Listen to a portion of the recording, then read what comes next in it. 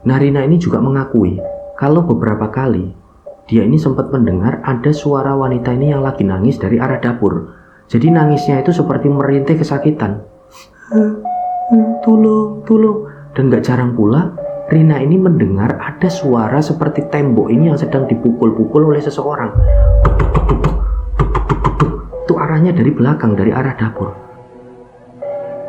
Nah, tanggapan dari bapaknya ini seperti biasa, cuma nyuruh Rina dan Dito ini jangan lepas berdoa. Bapaknya ini bilang, yang penting mereka ini gak nyakitin kita secara fisik. Dan gak lama kemudian setelah bapaknya bicara seperti itu, gelas teh dari bapaknya itu bergeser. Seret.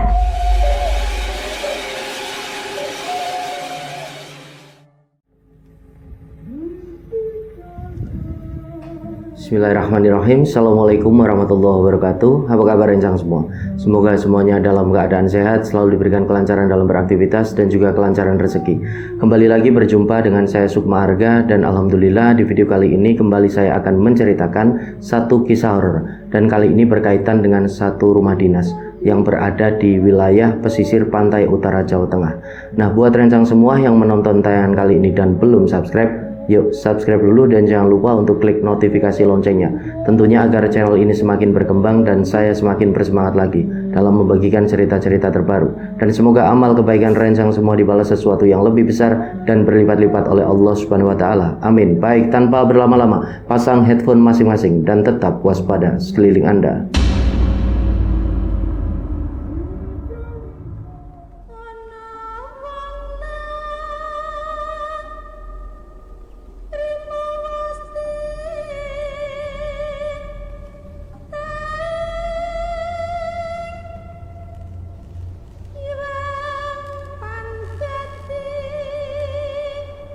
Oke, jadi kisah ini dibagikan oleh satu rencang kita yang bernama Bu Rina. Nah, saat ini domisili dari Bu Rina ini ada di Jakarta Utara, dan beliau menceritakan pada sekitaran tahun 90-an dulu ketika beliau ini masih duduk di bangku kelas 2 SMP. Beliau ini sempat tinggal di satu rumah dinas bersama dengan bapak, ibu, dan seorang adik laki-lakinya yang usianya ini 2 tahun di bawahnya. Nah, jadi rumah dinas ini adalah rumah dinas karyawan dari sebuah pabrik gula.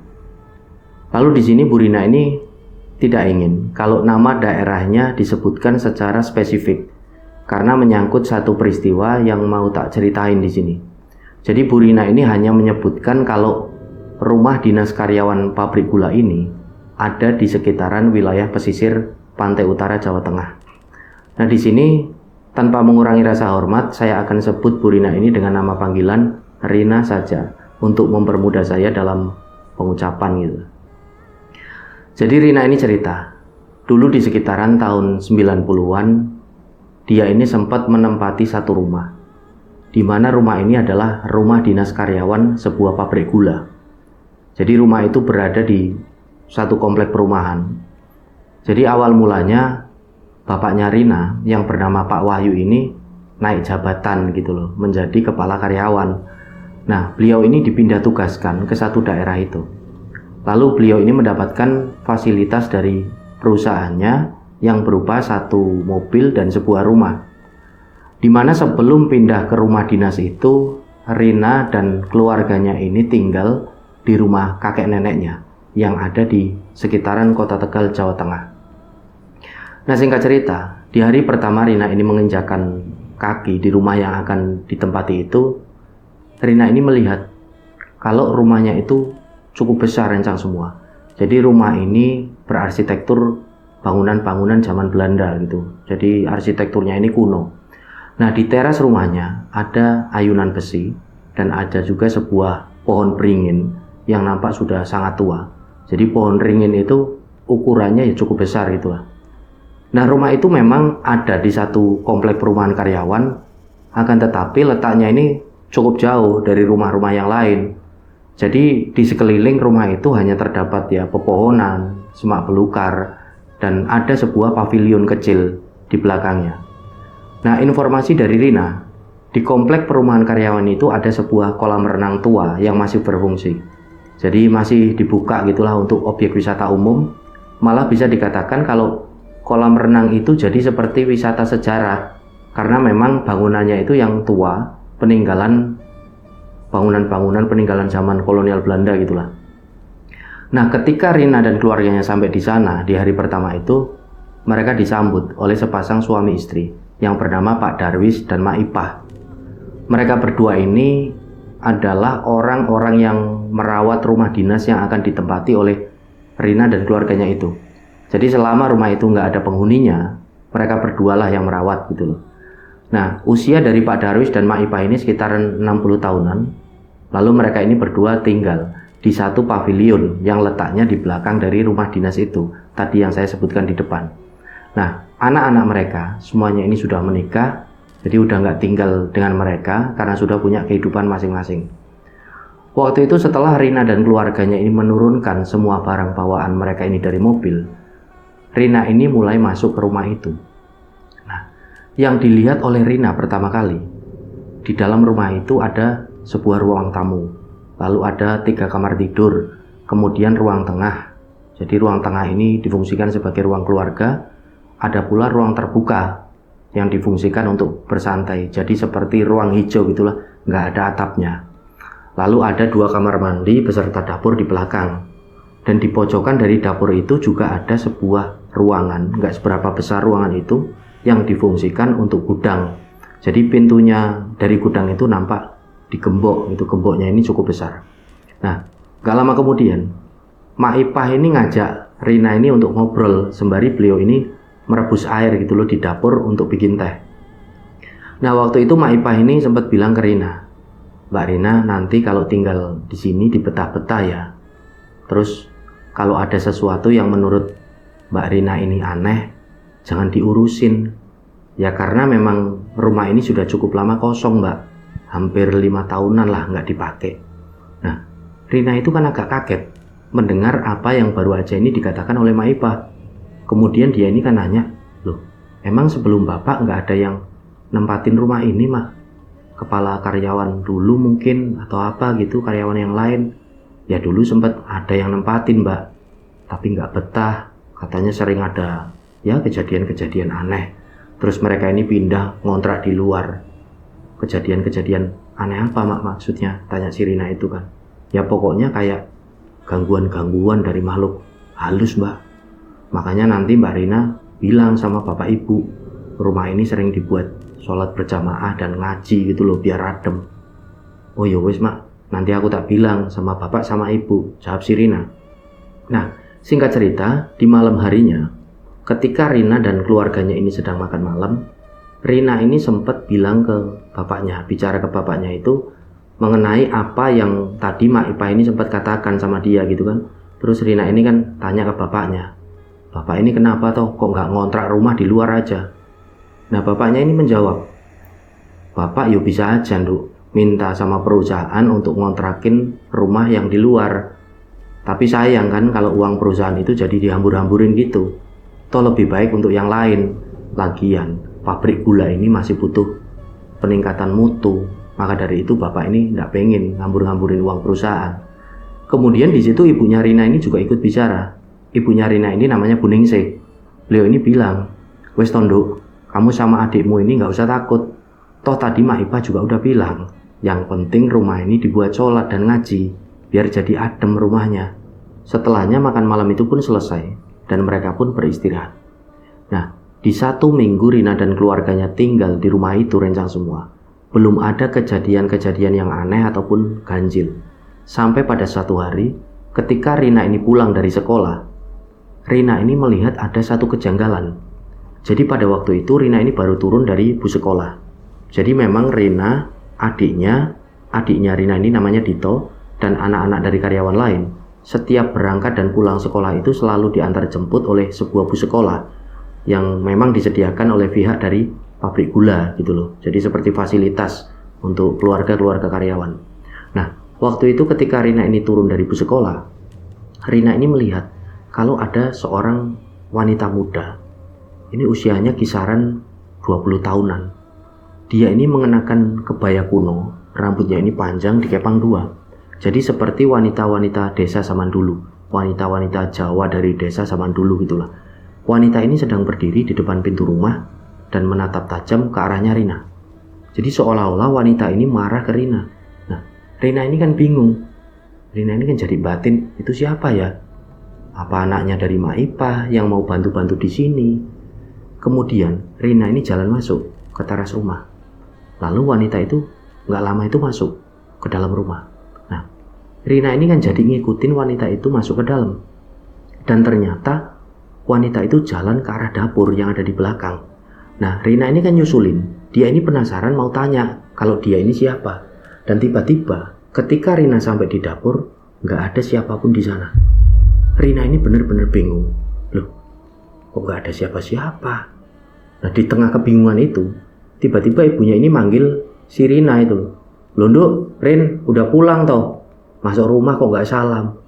Nah, Rina ini cuma menjawab, iya Bu, maaf, Rina lupa. Kemudian Rina ini jalan ke kamarnya. Dia ini ganti baju sembari dia ini masih terus kepikiran, ini bener gak barusan yang tak lihat? Nah, di situ Rina ini berusaha untuk tetap berpikir waras, berpikir positif. Mungkin aku cuma kecapean, karena memang tugas sekolah di hari itu cukup banyak pengakuan dari si Rina itu. Jadi energinya itu seperti terkuras habis dan dia ini mengalami satu halusinasi gitulah. Nah, singkat cerita, di malam harinya setelah Rina dan keluarganya ini sholat isya secara berjamaah dan selesai makan malam itu, Rina ini duduk di teras rumah dengan adiknya, si Dito. Di situ dia menceritakan apa yang dia alami tadi siang. Dan ternyata Dito ini juga bilang ke Rina kalau dia semalam itu seperti mendengar ada suara wanita yang nangis dari arah dapur. Jadi nangisnya itu seperti merintih kesakitan, pengakuan dari Dito. Nah, kemudian mereka berdua, Rina dan Dito ini kan coba bilang ke bapaknya saat itu juga. Setelah mereka ini ngobrol, akan tetapi tanggapan dari bapaknya ini cuma sekedar, ya wis lah, kalau gitu kalian jangan sampai lepas berdoa, selalu minta perlindungan sama Gusti Allah. Yole, Yunduk, mungkin mereka cuma pengen kenal sama kita. Toh kita juga masih baru di sini, penghuni baru. Udahlah, nggak usah takut. Yang penting mereka itu nggak nyakitin kita. Nah, di malam itu Rina ini bangun dari tidurnya. Jadi Rina ini tidur, terus dia ini bangun. Karena dia ini pengen buang air kecil, pengen pipis dia. Kemudian dia ini buka pintu kamarnya gitu kan. Nah, waktu Rina ini buka pintu kamarnya itu, dia ini agak kaget. Karena dia ini ngelihat kalau adiknya si Dito itu jalan itu, tapi matanya merem. Jadi seperti tidur ini sambil jalan gitu. Nah, Rina ini kan agak kaget. Nah, dipanggil kan sama si Rina, si Dito itu. Dit, kamu mau kemana? Tapi Dito itu ngeloyor aja. Jalan ini ke arah belakang, ke arah dapur. Kemudian setelah Rina ini sampai di dapur ngikutin si Dito, dia ini melihat kalau Dito itu berdiri. Jadi Dito ini cuma berdiri di depan pintu dari gudang yang ada di sana. Dan gak begitu lama, Dito ini bentur-benturin kepalanya sendiri ke pintu itu. Nah, secara otomatis Rina ini kan jerit di situ. Karena dia ini ketakutan kan. Dia ini menjerit ketakutan ini sambil menutup matanya. Dia ini sampai jatuh. Nah, gak lama kemudian, bapak ibunya ini kan menghampiri si Rina. Di situ bapaknya ini tanya, "Loh, kamu ini kenapa? Kok teriak-teriak gitu malam-malam gini?" "Itu loh Pak, Dito itu loh Pak." "Lah Dito kenapa?" Nah, kemudian Dito ini bicara dari arah belakang. Jadi dia ini jalan dari arah kamarnya gitu loh. "Kenapa Mbak? Ada apa?"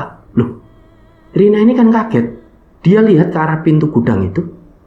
Ternyata nggak ada Dito sama sekali di situ. Jadi Dito ini baru aja keluar dari kamarnya setelah mendengar suara gaduh-gaduh dari Mbak Yunya itu, dari si Rina. Nah, setelahnya Rina ini kan ditenangkan kan di situ oleh ibunya. Rina ini disuruh minum air. Dari situ ibunya ini bilang, udah, Nduk, nggak usah takut. Malam ini Rina tidur tak temenin ibu ya." "Iya Bu, Rina takut. Rina mau tidur sama ibu aja lah." Nah, singkat cerita, hari-hari ini pun berjalan. Jadi kejadian demi kejadian aneh ini seringkali masih dialami oleh Rina dan juga adiknya si Dito. Seperti ketika mereka ini sedang melaksanakan ibadah sholat maghrib ataupun sholat isya ini secara berjamaah di rumah itu dengan bapaknya, dengan ibunya juga. Rina dan Dito ini seringkali merasa kalau ada seseorang ini yang berdiri di belakang mereka. Jadi seolah-olah seperti ada yang mengawasi mereka ketika sedang sholat. Nah, lalu setelah sholat selesai, mereka ini melihat ke belakang. Ini nggak ada siapapun. Nah, Rina ini juga mengakui kalau beberapa kali dia ini sempat mendengar ada suara wanita ini yang lagi nangis dari arah dapur. Jadi nangisnya itu seperti merintih kesakitan. Tolong. Dan gak jarang pula Rina ini mendengar ada suara seperti tembok ini yang sedang dipukul-pukul oleh seseorang. Itu arahnya dari belakang, dari arah dapur. Jadi setelah terdengar suara tangis wanita, terdengar pula suara tembok yang seperti dipukul-pukul itu. Tolong. Jadi suara-suara misterius itu memang sering kali Rina itu dengar. Nah, kejadian itu coba dia ceritakan ke Dito, ke adiknya itu, dan ternyata Dito juga mengalami hal yang sama. Sampai pada akhirnya di malam hari ketika Rina, Dito, bapak dan ibunya ini makan malam, Rina ini berusaha menceritakan apa yang dia dan Dito ini alami gitu loh. Nah, tanggapan dari bapaknya ini seperti biasa, cuma nyuruh Rina dan Dito ini jangan lepas berdoa. Bapaknya ini bilang, yang penting mereka ini nggak nyakitin kita secara fisik. Dan gak lama kemudian setelah bapaknya bicara seperti itu, gelas teh dari bapaknya itu bergeser. Kemudian gelas itu terlempar dengan sendirinya. Nah, di situ semuanya ini kan kaget. Di momen itu bapak dan ibunya Rina dan Dito ini akhirnya yakin kalau gangguan-gangguan di rumah itu semakin parah, semakin intens. Jadi seperti akan mulai menyakiti mereka. Dari situlah bapaknya Dito ini pun akhirnya ngambil keputusan kalau besok beliau akan bicara ke Pak Darwis untuk mencarikan seorang kiai gitulah untuk mendoakan rumah itu. Nah, singkat cerita, di pagi harinya Pak Wahyu, bapaknya Rina ini bicara ke Pak Darwis perihal kejadian-kejadian aneh yang mengganggu di rumah itu. Nah, Pak Wahyu ini bilang, Pak Darwis, saya minta tolonglah untuk dicarikan kiai untuk membersihkan rumah itu. Toh bagaimanapun Pak, rumah itu akan saya tempati dengan keluarga saya ini selama 4 tahun, selama saya ini nanti menjabat. Jadi saya minta tolonglah Pak, biar anak-anak saya ini bisa tenang. Kasihan mereka ini nggak bisa fokus belajar karena takut. Oh nggih Pak, nggih. Ini hari ini langsung saya panggilkan kiai. Kebetulan saya ada kenalan namanya Kiai Mustafa. Rumahnya itu ya di sebelah, di desa sebelah gitulah Pak. Langsung tak panggilkan hari ini, nggak usah khawatir Pak. Nah, singkat cerita, menjelang siang hari di hari itu, Kiai Mustafa ini datang ke rumah dinas itu. Jadi ketika pertama kali masuk ke rumah itu, Kiai Mustafa ini bilang ke Pak Wahyu, ini rumahnya pengap ya Pak. Sering dibuat sholat sama ngaji nggak Pak? Setiap hari Pak Kiai, selalu dibuat sholat sama ngaji. Sholat juga berjamaah kami sekeluarga. Tapi nggak tahu kenapa kok masih ada gangguan-gangguan ya. Kemudian Kiai Mustafa ini duduk, nampak memejamkan mata ini sembari berdoa. Lalu beliau ini mengajak Pak Wahyu, Pak Darwis dan Bu Ningsih ini untuk jalan ke arah dapur. Dan setelah sampai di dapur, Kiai Mustafa ini bicara, sembari beliau ini menunjuk ke arah gudang yang ada di sana. Ini gudang, tolong gemboknya dibuka. Nah, waktu itu Pak Darwis ini bilang, waduh, kuncinya itu nggak tahu di mana Pak Mustafa. Wong dari dulu ini memang nggak pernah dibuka gudang ini. Karyawan sebelumnya yang menempati rumah ini juga nggak pernah buka karena memang kuncinya itu nggak ada, nggak tahu di mana, hilang dari dulu-dulu. Loh, jadi gudang ini nggak pernah dibuka sama sekali Pak? Tanya Pak Wahyu ini kan ke Pak Darwis. Enggak Pak, semenjak 10 tahun yang lalu saya mulai kerja di sini, ngerawat rumah ini juga nggak pernah buka. Karena pejabat yang dulu itu sempat bilang kalau gudang ini nggak usah dibuka, isinya cuma barang-barang bekas sama tikus saja. Jadi ya saya nurut lah Pak. Nah, akhirnya gudang itu pun didobrak secara paksa gitu, dengan cara merusak gemboknya menggunakan linggis. Nah, setelah terbuka, isinya itu ya cuma barang-barang bekas yang nampak sudah puluhan tahun ada di situ. Ada pula satu lemari besar yang dibuat dengan kayu jati. Jadi gudang itu benar-benar pengap sampai mengeluarkan aroma yang tidak sedap. Karena kemungkinan udah puluhan tahun ini nggak dibuka. Dan gak begitu lama, Kiai Mustafa ini nampak duduk di situ. Beliau ini kembali memejamkan mata dan berdoa. Kemudian beliau ini seperti berucap dengan seseorang, jadi seperti melakukan interaksi. Kiai Mustafa ini berucap, ya wis, mulai sesuk kue tak pindah saka kene. Lan kue ojo ganggu meneh keluarga iki. Setelahnya Kiai Mustafa ini ngajak Pak Wahyu, Pak Darwis dan Bu Ningsih ini duduk di ruang tamu. Dan kebetulan waktu itu si Rina dan si Dito ini sudah pulang sekolah. Jadi mereka berdua pun ikut duduk di situ.